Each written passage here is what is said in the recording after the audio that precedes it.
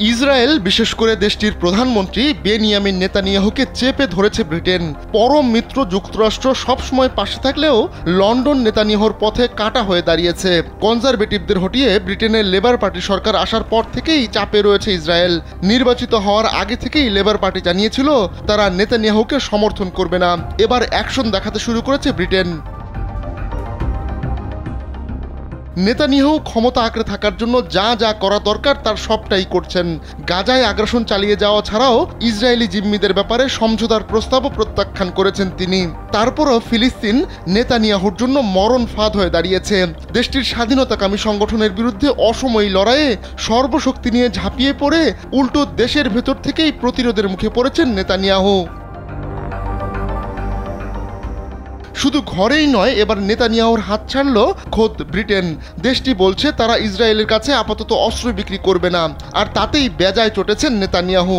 মঙ্গলবার জোরালোভাবেই তিনি বলেছেন ফিলিস্তিনের স্বাধীনতাকামী সংগঠনকে হারাতে ইসরায়েলের মনোবলের পরিবর্তন ঘটবে না। গেল অক্টোবরে ফিলিস্তিনের স্বাধীনতাকামী সংগঠনের যোদ্ধাদের হামলায় 14 ব্রিটিশ নাগরিক নিহত হয়েছেন, সে কথাও মনে করিয়ে দিয়েছেন নেতানিয়াহু।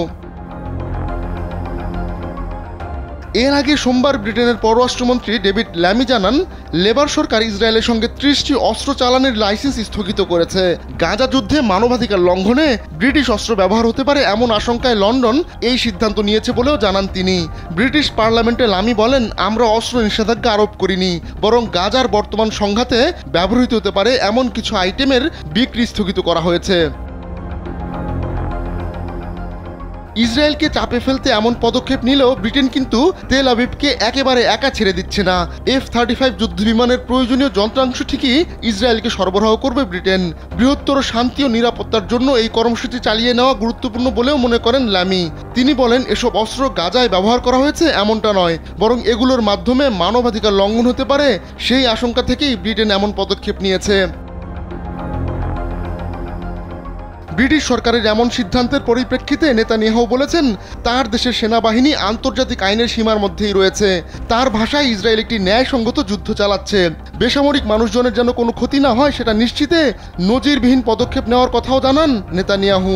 আর ইসরায়েল এগুলো আন্তর্জাতিক আইন মেনেই করছে বলেও জানান তিনি। আহমদুল্লাহ শিকদার, কালবেলা ডেস্ক।